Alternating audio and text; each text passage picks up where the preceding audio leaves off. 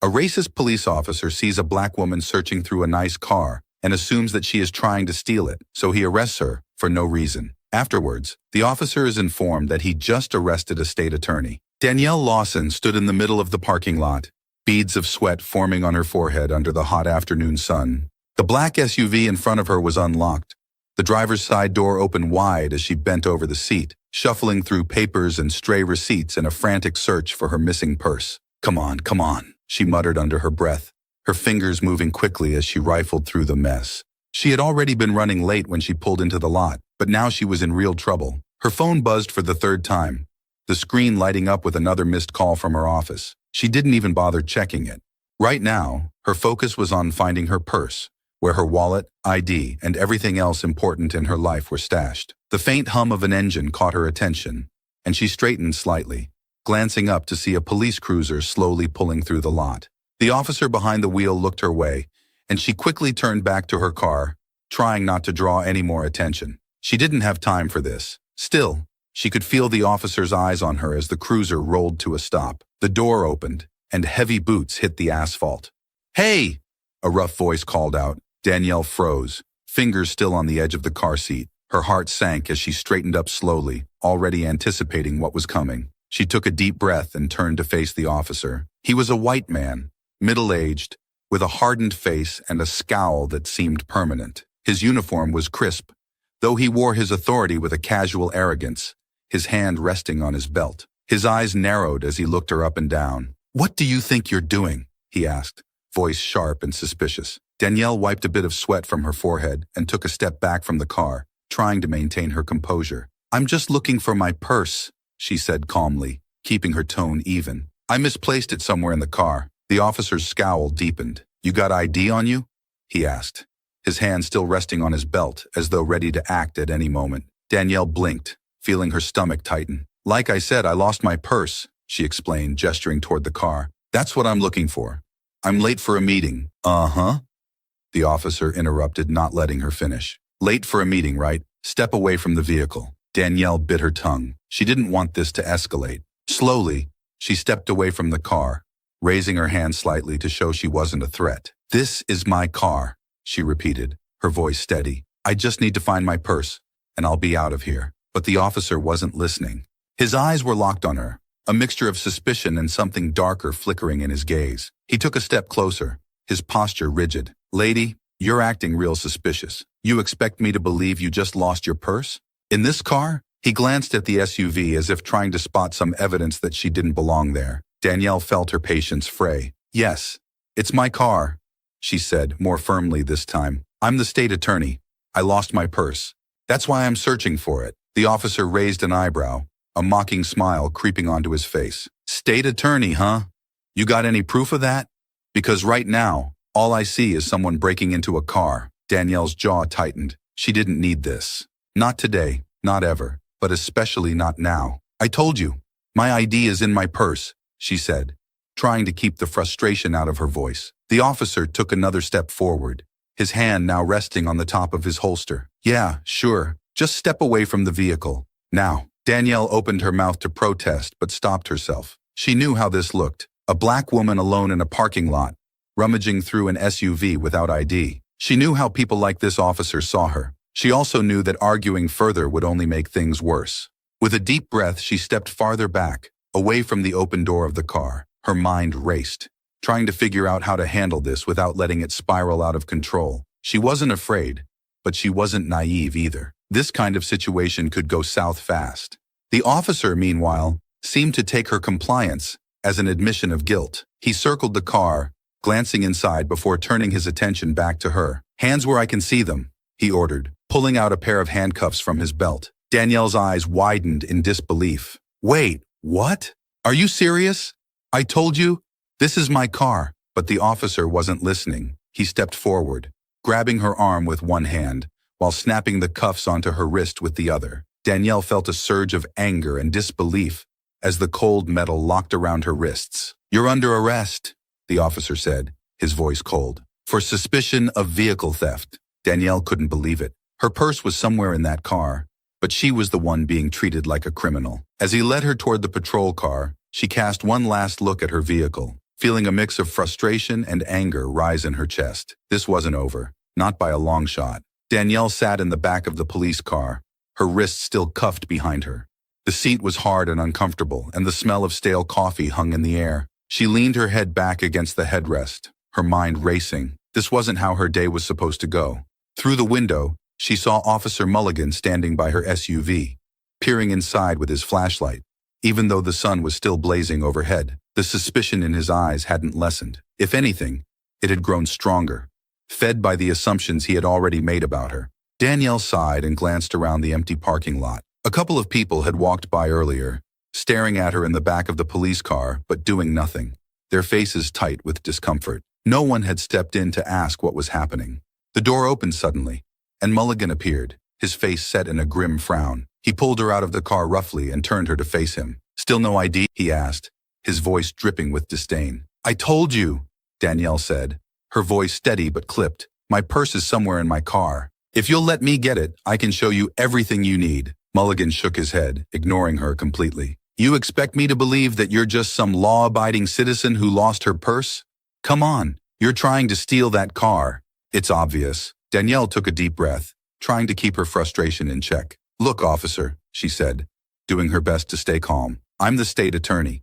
That's my car. If you just check the registration or run a background check, you'll see everything's in order." "State attorney?" Mulligan let out a short, mocking laugh. "Lady, you can't be serious. People like you don't get jobs like that. Now stop lying, and maybe this'll go easier for you." Danielle felt her jaw tighten, the anger bubbling up inside her. "People like me?" she asked, raising an eyebrow. "What exactly do you mean by that?" Mulligan ignored the question, leaning in closer with the sneer. "What I mean is that you're making this harder than it needs to be. You should have thought of a better story." "State attorney," he scoffed. "I've heard worse, but that's up there." Danielle stared at him, her patience thinning. She had spent years working her way through law school, fighting against every assumption and barrier people had placed in front of her because of the color of her skin. Now, standing here, handcuffed, facing this man who couldn't even bother to listen to her, all of that frustration boiled just beneath the surface. "This is ridiculous," Danielle muttered, more to herself than to Mulligan. "Oh, it's ridiculous, all right," Mulligan said, taking a step back and waving another patrol officer over. "You think you can just waltz in here, steal a car, and get away with it because you've got a fancy job title in your head? No way." Danielle shook her head in disbelief. "I'm telling you the truth. Why won't you just run the plates?" Mulligan shot her an irritated look. "Why? So you can buy yourself more time? I know your type. You probably got a record. You think you're smarter than me, but you're not." Danielle had to fight back a retort. She knew better than to argue with someone like Mulligan in this situation. Still, every word out of his mouth felt like a slap in the face. She knew he wasn't interested in the truth. He had already decided who she was. The second officer, a younger man, approached with a clipboard. He glanced at Danielle, then looked back at Mulligan. "Everything all right here?" the younger officer asked, looking uneasy. Mulligan waved a hand dismissively. "Just a routine arrest. She's got some excuse about being the state attorney or whatever. Doesn't have her ID, though, so I'm booking her for attempted vehicle theft." Danielle clenched her fist behind her back, the cold metal of the handcuffs digging into her skin. She couldn't believe this was happening. "You haven't even checked the plates," she said again, her voice firm. Mulligan shot her a glare. "You can stop talking now," he said, his voice low and threatening, "or I'll make sure you regret it." Danielle bit her lip, holding back everything she wanted to say. She knew this wasn't the time to push him further. Instead, she kept quiet as Mulligan and the other officer talked amongst themselves. Every second they wasted felt like an insult, a deliberate choice not to see her as anything but a criminal. After what felt like forever, Mulligan finally spoke. "We'll see what the truth is once we get to the station." Danielle didn't resist. She didn't have the energy to fight this any longer. As the door slammed shut behind her, she closed her eyes and took a deep breath, willing herself to stay calm. This wasn't over. Not yet. She knew the truth would come out eventually. It had to. But the fact that she was being treated like this in the first place was a reminder of everything she had fought against her whole life. And as she stared out the window, watching the city blur past, she couldn't help but wonder how many others had gone through this exact same thing. People without the power or connections she had. People who had been silenced before they ever had the chance to speak. Danielle knew one thing for sure. When this was over, there would be consequences. Danielle sat in the cold, dimly lit holding cell, her wrists aching from the tight handcuffs. The sounds of the police station echoed around her, officers walking back and forth, phones ringing, and distant chatter that blurred together. She'd been through these kinds of places countless times, but always from the other side. Now she was the one being treated like a criminal, and the absurdity of it all sat heavy in her chest. Her mind replayed the events of the last hour. Officer Mulligan's sneering face, his complete refusal to listen to her, his dismissiveness when she mentioned her position. He hadn't even checked her plates. He hadn't done any background checks. She had been arrested solely on his assumptions. Nothing more. She tried to shift in the hard, plastic chair she'd been forced into, her hands cuffed behind her. Across the room, Mulligan was filling out paperwork, muttering to another officer who occasionally glanced over at her. There was no urgency in their actions, no recognition of the mistake they were making. Just another day at the office for them. "Hey," Danielle called out, trying to get Mulligan's attention. "Can I at least get these cuffs off? You know this is unnecessary." Mulligan didn't even look up. "Yeah, sure. You just sit tight, and we'll get to that when we're ready," he said, his voice dripping with sarcasm. Danielle sighed, her frustration mounting. She had dealt with difficult officers before, but none as openly hostile as this. She was a state attorney, for God's sake. How was this happening? She had never expected to be in a position like this, especially not for simply looking through her own car. But here she was. After what felt like an eternity, Mulligan finally walked over to her. He leaned down, placing his hands on the table in front of her, his expression still smug. "All right, state attorney," he said, his tone mocking. "You ready to come clean yet?" Danielle looked him dead in the eye. "I've told you the truth from the beginning. I'm the state attorney for this city, and you've made a huge mistake. But you're too wrapped up in your own bias to realize that," Mulligan chuckled. "Bias? Lady, this isn't about bias. This is about you not having any proof, acting all suspicious, and giving me a bunch of excuses. You know how many times I've heard people say they've lost their ID? Happens all the time. You're not special." Danielle took a deep breath, steadying herself. "If you'd just run a background check or check the plates, you'd know everything you need to. This could have been over by now." Mulligan straightened up, shaking his head. "Background check? Plates? Nah, you don't get to tell me how to do my job. You criminals always think you know better. You're lucky I haven't booked you for resisting." Danielle's hands tensed in the cuffs, but she didn't rise to his bait. "You don't know who you're dealing with," she said, her voice low but firm. "When this is over, you're going to regret how you handled this." Mulligan raised an eyebrow, but the smirk never left his face. "Is that so? What, you think you're going to scare me? Lady, I've been doing this job for 20 years. I've seen it all. And trust me, whatever little power trip you're on isn't going to work here." Danielle didn't respond. She was done arguing with him. There was no point. She just needed to get out of here and let the truth handle itself. Another officer, the younger one from earlier, walked over and handed Mulligan a clipboard. He glanced at it, then handed it back without even bothering to read what was written. "What about her call?" the younger officer asked, looking somewhat uncomfortable with the situation. "Shouldn't she be allowed to make one by now?" Mulligan waved him off dismissively. "She'll get her call when I say she gets her call," he muttered, turning his back on both of them. "Besides, what's she going to do?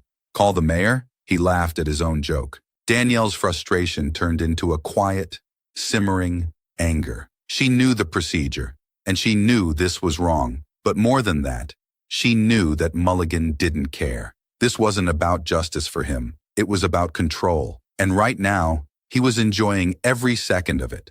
A moment later, another officer, an older man with a tired expression, walked in. He glanced around the room, his eyes landing on Danielle. For a brief second, something flickered in his gaze. Recognition, perhaps. But he quickly masked it and turned to Mulligan. "Mulligan, what's going on with her?" the officer asked, his voice gruff but curious. Mulligan turned to face him, still relaxed, still confident. "Just another case of someone thinking they're above the law. Says she's the state attorney. Can you believe that?" The older officer raised an eyebrow. "State attorney, huh?" he said slowly, glancing at Danielle again. Danielle met his gaze evenly. "That's exactly who I am. If you'd like to check, I'm sure you'll find everything in order." The older officer didn't respond immediately. Instead, he gave Mulligan a long, appraising look. "Might be a good idea to run those plates," he said, his tone more neutral now. Mulligan snorted. "I'll get around to it," he said, waving his hand as if it didn't matter. Danielle locked eyes with the older officer, hoping he would be the one to do something. But after a beat, he just turned and walked back to his desk, leaving her in the same position she'd been in for hours, Still handcuffed, still disbelieved, still stuck. She let out a slow breath, staring at the floor. She needed that phone call. She needed someone to come down here and set this straight, because clearly, no one was going to help her unless she forced the issue. Finally, after what felt like an eternity, Mulligan strolled back over, his grin as wide as ever. All right, princess. You want your phone call? You got it. Let's see what kind of favors you can call in. Danielle didn't respond. She just stood up as he uncuffed her, flexing her sore wrists, and walked over to the phone, her mind already focused on who she needed to call. This wasn't over. Not yet. Danielle rubbed her wrists, trying to get feeling back into them after the hours she'd spent cuffed. The phone was a few steps away, sitting on a small metal desk in the corner of the room. It was an old landline, the kind she rarely used anymore, but right now, it was her lifeline. She walked over, her back straight, her movements calm, despite the anger swirling inside her. Mulligan leaned against the wall near the door, watching her with that same smug smile on his face, arms crossed as if he thought this whole situation was amusing. Make it quick, he said. Wouldn't want you wasting any more of our time. Danielle ignored him. She picked up the receiver and dialed the number she knew by heart. It rang once, twice, then a familiar voice answered. Mark Edwards. Mark, it's Danielle, she said, her voice calm but firm. There was a pause on the other end. She could almost hear him straightening up in his chair. Danielle, where are you? I've been trying to reach you. I'm at the police station, she said, keeping her voice even, though it was hard to keep the frustration out of it. I was arrested. Arrested? Mark's voice was sharp with disbelief.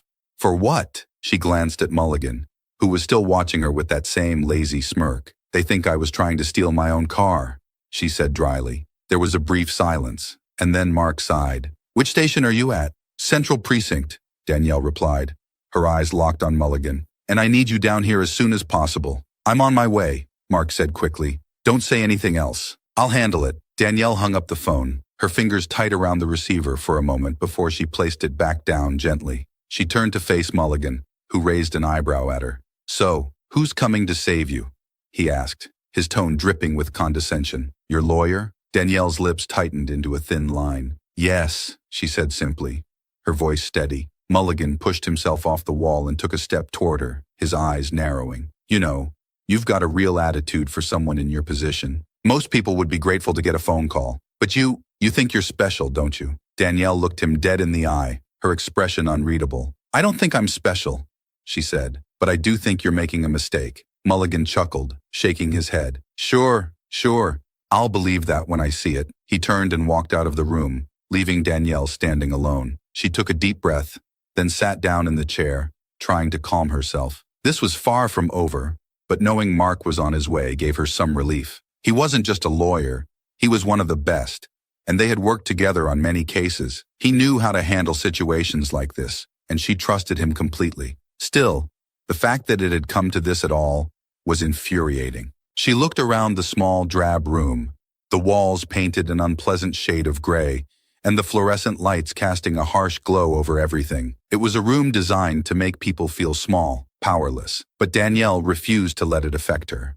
She had spent too long fighting for justice in rooms like this to be broken by one arrogant officer's assumptions. Time passed slowly, each minute dragging as she sat there waiting. The door opened occasionally as other officers passed by, glancing at her with mild curiosity but saying nothing. No one bothered to check her background or confirm her identity. It was as if they were content to let her sit there indefinitely, another nameless, faceless person caught in the system. Finally, after what felt like an eternity, the door swung open, and Mark Edwards walked in. His tall, lean frame filled the doorway, his sharp gray suit in stark contrast to the dingy surroundings. He looked around the room, his expression tight with controlled anger, before his eyes landed on Danielle. Danielle, he said, his voice low but calm. Are you all right? Danielle nodded, standing up from the chair. I'm fine, but we need to deal with this now. Mark turned to the officer who had followed him in. I want to speak to whoever's in charge here. Immediately. The officer, younger than Mulligan, shifted uncomfortably and looked toward the hallway.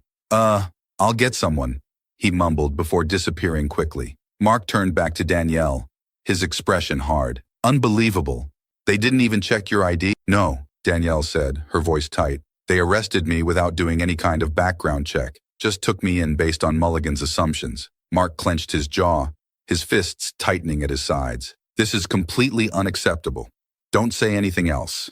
I'll take care of it. They didn't have to wait long. Officer Mulligan re-entered the room, his cocky demeanor slipping just slightly when he saw Mark standing next to Danielle. He paused in the doorway, sizing Mark up. "You must be the lawyer," Mulligan said, his tone still flippant, though there was an edge of uncertainty in his voice now. "That's right," Mark said smoothly, "and I'm here to inform you that you've made a grave mistake. You arrested the state attorney without cause, failed to perform even basic checks, and violated her rights. I'm here to see that this is rectified immediately." Mulligan's smirk faltered, but he recovered quickly. "State attorney, huh? That's the story she's been sticking to," he said, trying to maintain his bravado. Mark took a step forward, his eyes cold. "It's not a story, it's a fact. And if you don't take this seriously, you'll be dealing with a lawsuit so fast your head will spin." Mulligan's face darkened. "You're telling me she's really—" "Yes," Mark interrupted, his voice cutting through the tension like a knife. "She's the state attorney, and you've made a monumental error." For the first time since this all started, Danielle saw the doubt creeping into Mulligan's expression. He shifted on his feet, glancing between her and Mark, clearly unsure of what to do next. "Well, maybe if she'd told me that sooner," Mulligan began, but Mark wasn't having it. "She did," Mark snapped, "and you didn't listen. Now, you're going to fix this? Or I'm going straight to the police chief." Mulligan's bravado was slipping fast. He stood there, frozen for a moment, then muttered something under his breath before turning and storming out of the room. Danielle watched him go, her anger simmering beneath the surface. She turned to Mark, her expression grateful but still tense. "Thank you," she said quietly. Mark nodded, his face softening slightly. "This isn't over yet. Let's make sure they release you properly, and then we'll deal with the rest." Danielle sat back down, knowing that soon enough, the truth would come out in full, but she also knew this was only the beginning.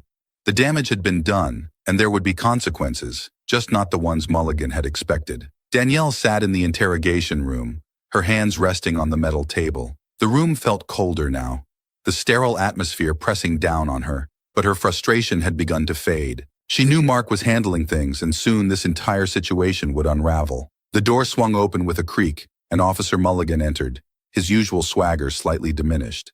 He didn't meet Danielle's eyes right away as he walked to the corner of the room, leaning against the wall with crossed arms. His smirk wasn't quite as sure as before, though he was clearly trying to hold on to it. A few moments later, Mark entered, followed closely by the police sergeant in charge of the precinct, a tall, broad man with graying hair and a tired expression. The sergeant walked in with a sense of authority, his eyes immediately scanning the room. He had the look of someone who'd seen too many situations like this and was already aware something had gone very wrong. Danielle straightened up as the sergeant glanced at her, then at Mark. He cleared his throat and addressed the room, his voice firm. "All right, let's get to the bottom of this," he said. "I've been informed there's been a serious misunderstanding. Ms. Lawson, you've been detained under the suspicion of vehicle theft. Is that correct?" "Yes," Danielle said, her voice calm and controlled. "But I've explained multiple times that I'm the state attorney for this city, and this is my vehicle." Officer Mulligan refused to check my ID or verify any of my information. The sergeant turned to Mulligan, his expression hardening. "Mulligan, is that true? You didn't check her ID?" Mulligan shifted uncomfortably but maintained his defensive posture. "She said she didn't have her ID. She lost her purse. I followed protocol based on the situation." Mark stepped forward, his voice steady and authoritative. "You didn't follow protocol, Officer Mulligan. You failed to run her plates. You failed to perform any sort of background check. You ignored every piece of information she provided, including the fact that she's the state attorney. Instead, you profiled her and escalated a situation that didn't need escalation." Mulligan clenched his jaw, his face reddening. "She didn't have proof on her. I can't just take people at their word. We deal with liars all the time." The sergeant held up a hand to silence Mulligan, his expression stern. "That's enough. The issue isn't whether she had ID on her at the time. It's how you handled this from the start. Did you or did you not verify her identity through any other means?" Mulligan looked away, clearly uncomfortable. "No," he muttered. Danielle watched the exchange, her frustration simmering under her calm exterior. She had tried to reason with Mulligan, had given him every chance to check her information, but he hadn't cared. Now, he was finally being called out for it. Mark took another step forward, his voice rising slightly. "And when I arrived, you still refused to acknowledge who she was. You continued to mock her and dismissed my explanation outright. You're not just negligent, Officer Mulligan. You're reckless. The sergeant's eyes narrowed at Mulligan, who was now standing with his arms crossed, his face hardening in defense.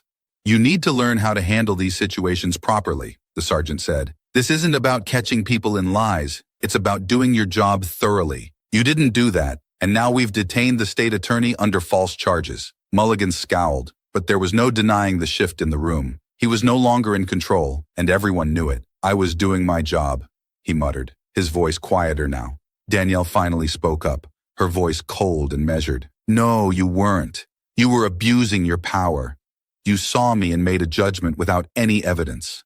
You ignored everything I said because you didn't believe someone like me could hold a position like mine. Mulligan's eyes snapped to hers, anger flickering across his face, but he stayed quiet. The sergeant sighed and turned back to Danielle. Ms. Lawson, on behalf of this department, I apologize for the way this was handled. We will release you immediately, and this will be thoroughly reviewed. Danielle's eyes stayed on Mulligan as she spoke, her voice unwavering. I appreciate that, but this isn't over. There will be consequences not just for me, but for every person who has been treated this way and hasn't had the power to fight back. The room went silent for a moment, the weight of her words hanging in the air. The sergeant nodded solemnly. Understood. I'll see to it personally that this is addressed. Mark placed a reassuring hand on Danielle's shoulder, and she stood up from the chair, ready to leave the room. But as she walked toward the door, she turned one last time to face Mulligan. You should have listened when I told you who I was, she said quietly, but firmly. Next time, maybe you'll think twice before you judge someone based on nothing but your own assumptions. Mulligan didn't respond, but his jaw tightened, his fists clenched at his sides. It was clear he was still unwilling to accept the reality of what had just happened, even as the truth stared him in the face. Danielle walked out of the room with Mark by her side, feeling the cold satisfaction of knowing that justice, for now, was in her hands.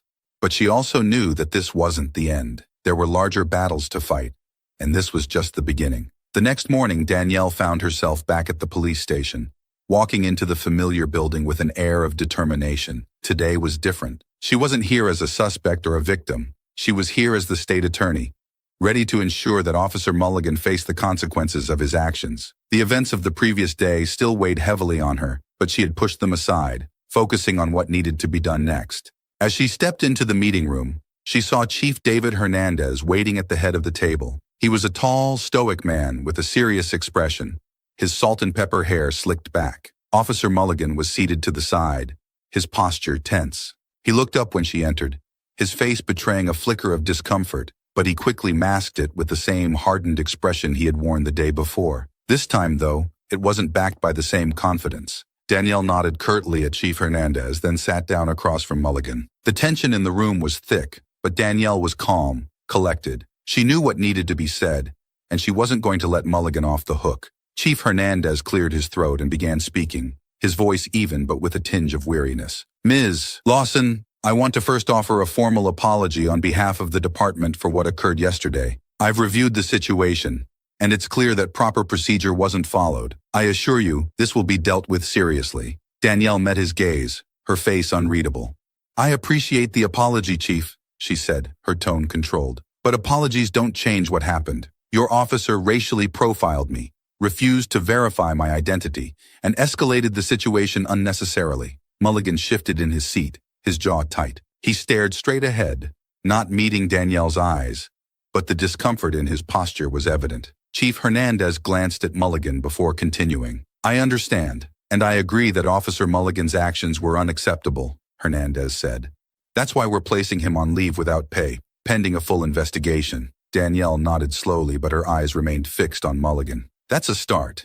But this isn't just about me. It's about how many people like me get treated the same way and don't have the power to defend themselves. How many people have been in this exact situation, but didn't have someone like Mark Edwards to call, or a title like mine to pull them out? Mulligan shifted again, his discomfort growing more apparent. He finally spoke, his voice low and defensive. Look, I didn't know who you were, okay? If I'd known, things would have gone differently. Danielle raised an eyebrow, her voice sharp. That's the problem, Officer Mulligan. You shouldn't treat people differently based on who they are. You should have followed procedure regardless of my position. But you didn't.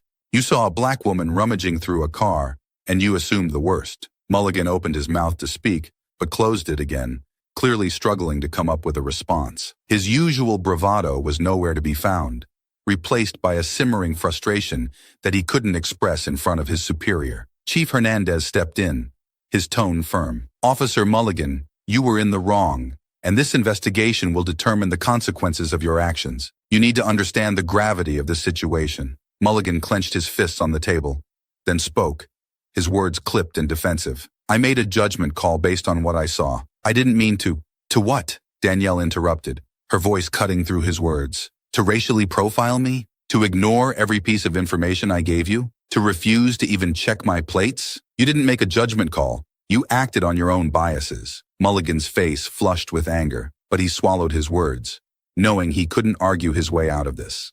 Danielle continued, her tone steady but laced with authority. "This isn't about you not knowing. It's about how you handled the situation from the very beginning. And frankly, your apology isn't about what you did wrong. It's about trying to protect yourself now that you know who I am." Mulligan's eyes flicked to the floor, his mouth set in a hard line. He looked ready to defend himself again, but Chief Hernandez spoke before he could. "Ms. Lawson is right," Hernandez said, his voice firm. "This department has no place for actions like yours. This isn't just a one-time mistake. This is a systemic problem, and it needs to be addressed." Danielle nodded slightly, acknowledging the chief's words, but her focus remained on Mulligan. "You should be sorry for what you did," she said, her voice cold. "But not just because you did it to me." Mulligan glanced at her, his face tight with barely controlled frustration. "I wasn't trying to save it," Danielle interrupted again, not allowing him to finish. "I'm not interested in excuses. What you did was wrong, and now you're going to face the consequences." Chief Hernandez spoke again, his tone more measured now. "Officer Mulligan, you'll be placed on leave effective immediately. A full investigation will follow, and we'll be conducting mandatory training for all officers to address these issues." Danielle stood up, her eyes still locked on Mulligan. "I'll be back when the investigation is over," she said calmly. "And if it turns out that this kind of behavior is part of a larger pattern, believe me, there will be more than just training." Mulligan didn't respond this time. He just stared down at the table, his jaw clenched tightly. As Danielle turned to leave, Chief Hernandez stood up and walked her to the door. "Thank you for bringing this to our attention, Ms. Lawson," he said. "I assure you this won't be taken lightly." Danielle nodded once. "I hope so, Chief. I really do." With that, she walked out of the room, her head held high. This wasn't over yet, but the first step had been taken. Mulligan would face consequences, and the department would be forced to reckon with its failures. But Danielle knew this was just one battle in a much larger war. As she left the station, the weight of the previous day still lingered, but it was lighter now. She had stood her ground, and the truth had been laid bare. Now, she would make sure that this kind of injustice didn't go unchecked again. There was a long road ahead, but Danielle Lawson was ready to walk it. The next day, Danielle walked back into the police station with the same sense of purpose as before. This time, however, she wasn't alone. Mark Edwards, dressed in his usual crisp gray suit, walked beside her, his presence a quiet but powerful reminder of the support she had. Today's meeting was with Chief Hernandez and Mulligan again, but the air was heavier. The investigation had moved quickly, and the stakes were higher now. As they approached the chief's office, Danielle felt the tension settle around her shoulders, but it didn't shake her resolve. She knocked once before pushing the door open. Inside, Chief Hernandez sat behind his desk, his expression serious but unreadable. Officer Mulligan was seated in the corner, looking more deflated than before, his confidence drained by the growing consequences of his actions. Danielle and Mark took their seats across from the chief, their expressions equally composed. Chief Hernandez nodded to them both before speaking. "Lawson, Mr. Edwards," he began, folding his hands in front of him. "We've completed our preliminary investigation into the incident, and we've come to a decision. Officer Mulligan's actions were not only out of line, but directly violated department procedures. We've decided to terminate his employment, effective immediately." Mulligan's face stiffened, his hands gripping the arms of his chair, his lips pressed into a thin line, but he didn't speak. There was nothing left for him to say. Danielle glanced at Mulligan, but her focus remained on the chief. "I appreciate that the department took this seriously," she said, her voice calm. "But firing Officer Mulligan, while necessary, isn't enough to address the bigger issue." Chief Hernandez nodded slowly. "I agree. That's why we're initiating a department-wide review of our training practices, particularly concerning racial profiling and escalation protocols. This won't be just another check-the-box exercise. We'll be working with external consultants to ensure that every officer in this department understands the gravity of situations like this one. Danielle leaned forward slightly, her eyes sharp. That's a start, Chief. But I want to be clear. This is about more than training. This is about changing the culture of how your officers approach situations like mine. It's about ensuring that people of color aren't automatically seen as criminals or suspects just because they don't fit a certain image. I want to see real changes, not just on paper, but in the way your officers interact with the people in this community. Chief Hernandez met her gaze, his expression serious. I understand, Ms. Lawson, and I can assure you we're committed to making those changes. This incident has highlighted some deep issues within the department, and we won't let it go unaddressed. Danielle studied him for a moment, trying to gauge his sincerity. There had been plenty of promises made in rooms like this before, but follow-through was what mattered. She wasn't looking for more empty words. She was looking for action. Mark cleared his throat, breaking the brief silence. We'll be keeping a close eye on the department's progress, he said smoothly. And if we find that the necessary changes aren't being implemented, we'll be back to ensure that accountability is enforced. Hernandez nodded again, his expression grim. I understand. I'll make sure you're kept updated on our progress. Danielle turned her attention to Mulligan, who sat stiffly, his gaze fixed on the floor. She wasn't looking for an apology from him. She knew she wouldn't get one, at least not one that meant anything. But she wasn't going to let him off the hook without making her point clear. Mulligan, she said, her voice steady, you had a choice that day. You could have done your job properly, listened to me, and checked the facts. Instead, you chose to act on your own prejudices.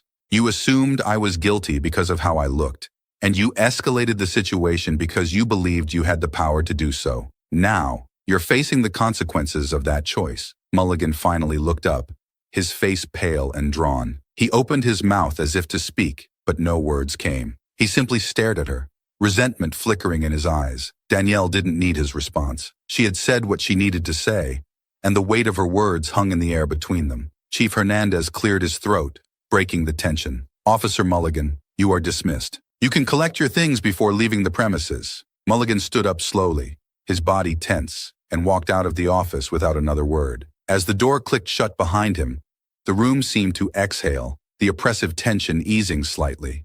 But for Danielle, the weight of the situation remained. She turned back to the chief. I'll be following this closely, Chief Hernandez, she said. I'm glad to see the department taking action, but I'll be watching to make sure this isn't just a temporary fix.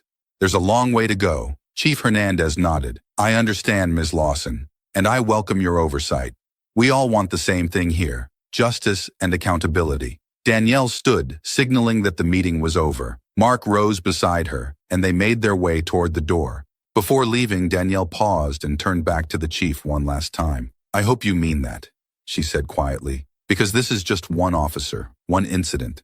The system is still broken, and it's going to take more than firing someone to fix it. Chief Hernandez gave her a solemn nod, his face lined with the weight of his responsibility. We'll do everything we can to make sure this doesn't happen again. I give you my word. Danielle didn't respond.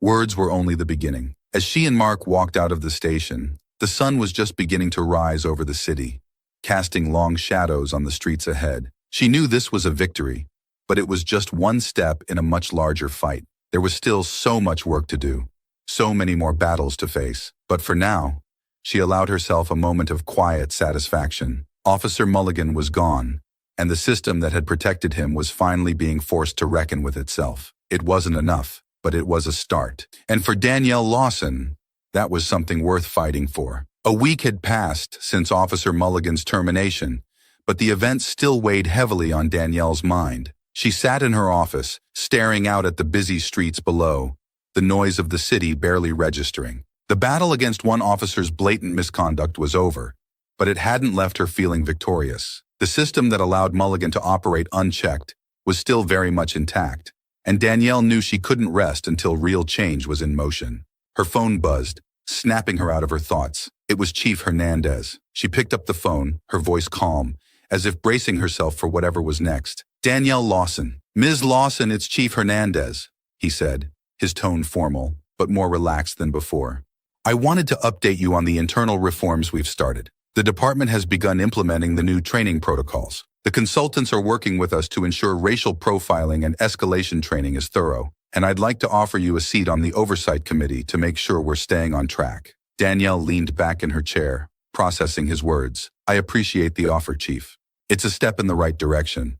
But I hope this isn't just about making things look good on paper. Hernandez paused briefly before responding. I assure you, Ms. Lawson, this is about more than appearances.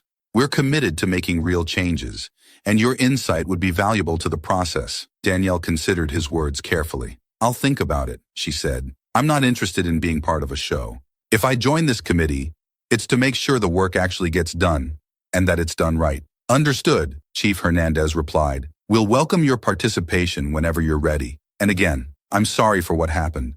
It's clear there's a lot of work to be done. Danielle ended the call and placed the phone back on her desk. Chief Hernandez's efforts seemed sincere, but she couldn't shake the lingering skepticism that had grown over the years. She had seen too many promises of reform that led nowhere. Too many press conferences, too many public apologies, followed by silence. She rose from her chair and began to pace slowly by the window, the weight of responsibility heavy on her shoulders.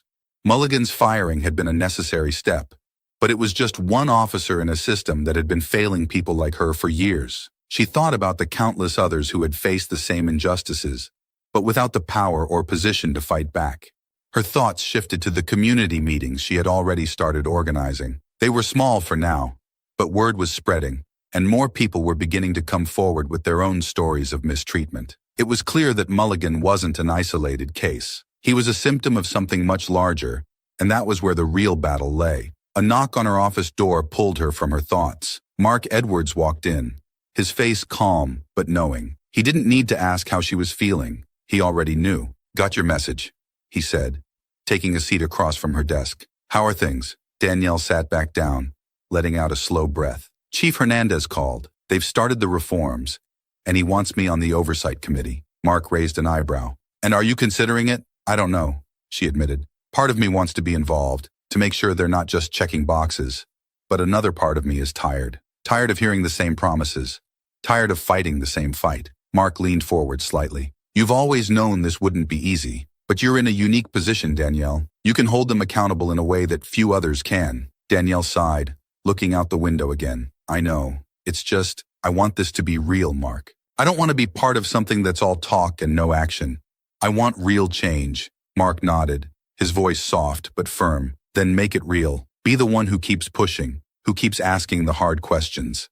You've already started to make a difference, but this is just the beginning. Danielle was quiet for a moment, thinking about the meetings, the stories she'd heard from people in the community, people who had been silenced for too long. I've been organizing community forums, she said. People are starting to come forward. I'm hearing stories that echo what I went through, but most of them don't have the platform I do. If I take this seat on the committee, I want to bring those voices with me. It's the only way I can make sure this isn't just about me. Mark smiled faintly. Then do it. If anyone can bring those voices to the table, it's you. Danielle nodded, a sense of clarity settling in. She couldn't let the exhaustion win. There were too many people depending on her, even if they didn't know it yet. The fight was bigger than just one officer, one incident. It was about dismantling the biases and systems that had been allowed to fester for far too long. She picked up her phone and began typing a message to Chief Hernandez. I'll take the seat on the committee. But understand this. I'm bringing the community with me, and we're not here for half measures. As she hit send, a sense of purpose filled her. The road ahead would be long, but she had never been one to shy away from hard work. Mark stood up, sensing the shift in her energy. You're doing the right thing, Danielle, and I'll be right there with you, every step of the way. She looked up at him, grateful for his support. Thanks, Mark. I'll need all the help I can get. After Mark left, Danielle stayed at her desk, but this time, her focus was sharp. The small victories of the past week were important, but they were just the foundation for the larger work ahead. The system wouldn't change overnight, but brick by brick, case by case, she was determined to tear down the walls that had kept so many people trapped for so long. Danielle leaned back in her chair and let her mind settle on the work still to come. She had taken the first step, and there was no turning back now. The fight for justice, for true accountability, was far from over, but Danielle Lawson was ready. As the day turned into evening, the quiet satisfaction of knowing that progress was in motion allowed her to breathe a little easier. She had taken on the system, and now she was part of the force that would change it. And for the first time in a long time, it felt like justice wasn't just an ideal, it was within reach.